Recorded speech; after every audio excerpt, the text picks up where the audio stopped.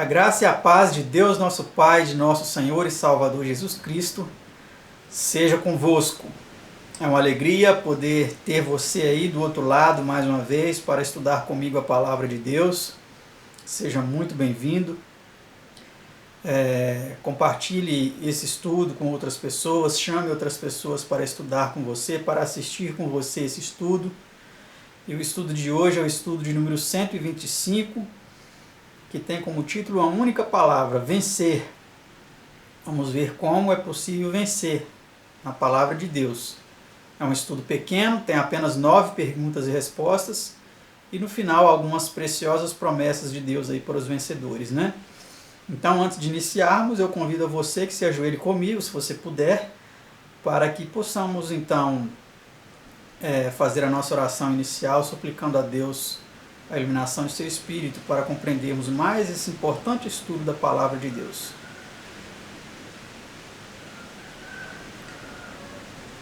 Grandioso Deus e eterno Pai, que habita nos altos céus, entronizado entre os querubins, louvado e engrandecido seja o teu excelso nome e o nome de seu Filho único, o nosso Senhor e Salvador Jesus.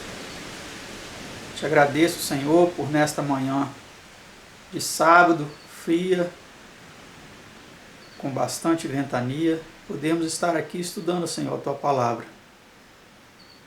Peço que esteja com os nossos telespectadores, para que compreendam este estudo e nos ajude a todos, Senhor, para vencer as provações, as dificuldades, as lutas pelas quais passamos pelo Teu nome, para que recebamos, enfim, Senhor, a coroa da vida eterna.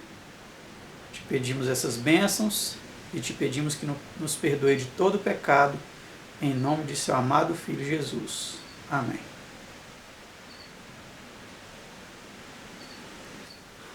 Vamos dar início então às perguntas e respostas do estudo 125, vencer. A primeira pergunta, ela já diz o seguinte: quem vence o mundo? Vamos ver quem vence o mundo. Porque todo que é nascido de Deus vence o mundo. 1 São João 5:4, primeira parte. Então, para vencermos o mundo, precisamos ser nascidos de Deus. Esse não é o nascimento natural, é o nascimento espiritual. Então, se nós passarmos por esse nascimento, que ele tem um momento específico, mas também tem uma constante em todos os dias, esse nascimento de Deus, né? Se nós passarmos por esse nascimento, nós seremos vencedores. Mas vamos continuar aí aprendendo como é possível vencer essa batalha espiritual na qual estamos envolvidos. Pergunta 2. Na vitória de quem pode o cristão regozijar-se sempre e animar-se? Vamos ver. Tenho-vos dito isto para que em mim tenhais paz, disse Jesus. No mundo tereis aflições, mas tende bom ânimo, eu venci o mundo. São João 16, verso 33. Então, na vitória de Cristo, nós temos aí um motivo de nos regozijar e nos animar, né? Porque ele disse que nós teríamos aflições, mas era para termos bom ânimo, porque ele tinha vencido o mundo. Mostrando assim que é possível vencer assim como ele venceu, né? Pergunta 3. Quem pode vencer o mundo também? Vamos ver. Quem é que vence o mundo, senão aquele que crê que Jesus é o Filho de Deus? 1 São João 5, verso 5. Então, para vencermos o mundo, precisamos crer que Jesus é o Filho de Deus.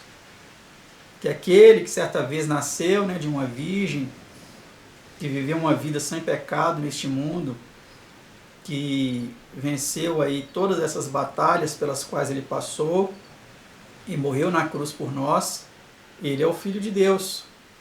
Se nós crermos nisso, nós também venceremos o mundo. Pergunta 4. Por meio de que, pois, se consegue a vitória nessa luta? Vamos ver por meio de que.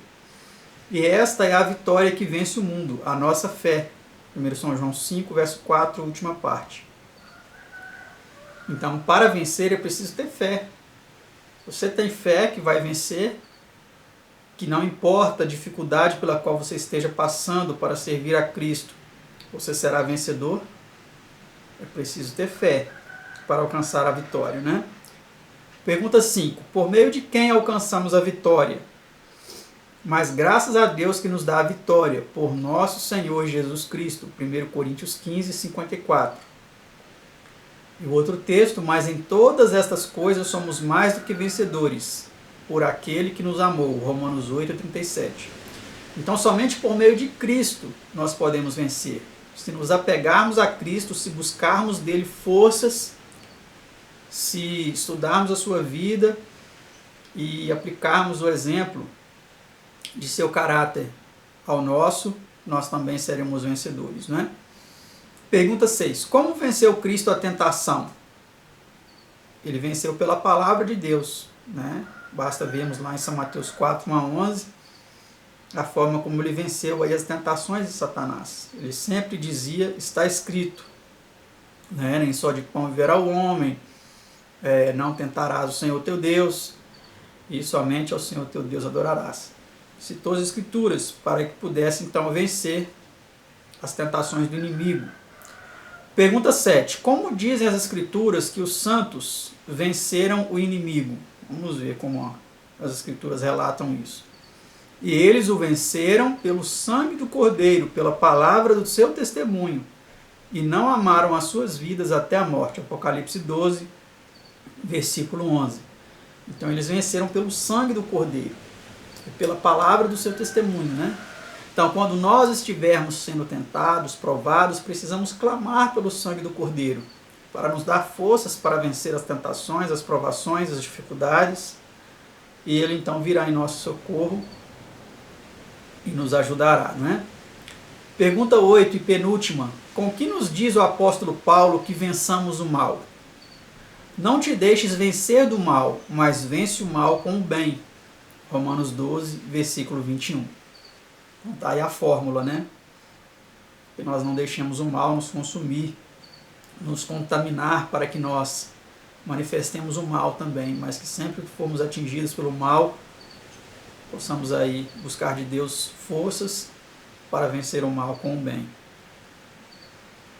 Pergunta 9 e última. Por que foi o nome de Jacó mudado para Israel?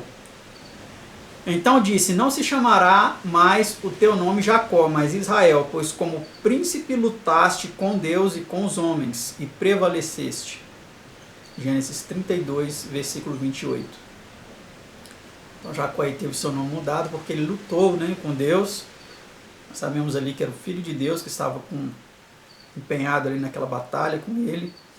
E ele lutou com os homens também, mas ele prevaleceu. E que você e eu possamos prevalecer nessa luta, nessa batalha, né? Para que assim sejamos vitoriosos, assim como Jacó foi. E agora, ao final de nosso estudo, nosso breve estudo, né, desta ocasião, vamos ver aí algumas grandíssimas e preciosas promessas da palavra de Deus aos vencedores. A primeira delas se encontra em Apocalipse 2, verso 7, que diz: ao que vencer, dar-lhe-ei a comer da árvore da vida, que está no meio do paraíso de Deus. Vendo? Olha que privilégio, comer da árvore da vida, que foi proibida a Adão e Eva após o pecado, né? Mas aqueles que vencerem vão poder comer desta árvore. A próxima promessa aí aos vencedores. Ao que vencer, não receberá o dano da segunda morte. Apocalipse 2, verso 11. Então ele não passará pela segunda morte. Ele pode até morrer a primeira morte, que é considerado um sono, né? Mas a segunda ele não vai passar. A outra promessa, ao que vencer darei eu a comer do maná escondido. Apocalipse 12, verso 17. Olha que preciosa promessa, né? Assim como aquele povo que foi sustentado lá no deserto pelo maná, nós teremos o privilégio de comer desse maná também. A promessa seguinte diz, ao que vencer e guardar até o fim as minhas obras, eu lhe darei poder sobre as nações. Apocalipse 12, 26. Olha que interessante. Então nós teremos poder aí sobre as nações, para julgar, né, as nações, como diz outras passagens. Próxima promessa, Apocalipse 3, 5. O que vencer será vestido de vestes brancas, e de maneira nenhuma arriscarei o seu nome do livro da vida, e confessarei o seu nome diante de meu Pai e diante dos seus anjos. Olha aí que privilégio, né? Promessa seguinte: ao que vencer eu farei coluna no templo do meu Deus. Apocalipse 3, verso 12. A seguinte está no capítulo 3 também de Apocalipse, verso 21. Ao que vencer lhe concederei que se assente comigo no meu trono, assim como eu venci e me assentei com meu Pai no seu trono. Olha que privilégio, né? Se assentar no trono de Cristo, assim como ele assentou no trono do Pai ao vencer, né? E última: quem vencer herdará todas as coisas, e eu serei seu Deus, e ele será meu filho. Apocalipse 21, verso 7. Então, que nós possamos vencer, né, para herdar todas as coisas e sermos aí, então, vitoriosos sobre toda provação e toda tentação. Que Deus nos abençoe para isso e nos conceda a vitória em Cristo Jesus, nosso Senhor.